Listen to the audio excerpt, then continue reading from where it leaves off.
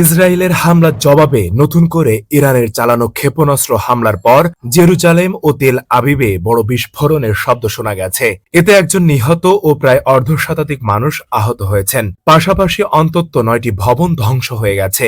ইসরায়েলের সংবাদপত্রের খবর অনুযায়ী ইরানের ক্ষেপণাস্ত্র তেল আবিবের কেন্দ্রস্থলে ঘনবসতিপূর্ণ এলাকায় একটি উঁচু ভবনে আঘাত আনায় ভবনটির নিচে 1/3 ক্ষতিগ্রস্ত হয়েছে। তেল আবিবের শহরতলি রামাতগানেও 9টি ভবন ধ্বংস হয়ে গেছে। ইরান 1.5 শতাধিক মিসাইল ছুড়েছে বলে জানা গেছে। এদিকে বাংলাদেশ সময় সকাল 8টার দিকে জেরুজালেমের আকাশে ফের বিস্ফোরণের শব্দ শোনা গেছে। খবরটি নিশ্চিত করেছেন মার্কিন সংবাদ মাধ্যম CNN। ইরানের প্রতিরক্ষা বাহিনী জানিয়েছেন, ইসরায়েলের রাষ্ট্রের দিকে আরও একটি ক্ষেপণাস্ত্র হামলা চালানো হয়েছে। প্রসঙ্গত শুক্রবার ভোররাতে ইরানে হামলা শুরু করে দখলদার ইসরায়েল।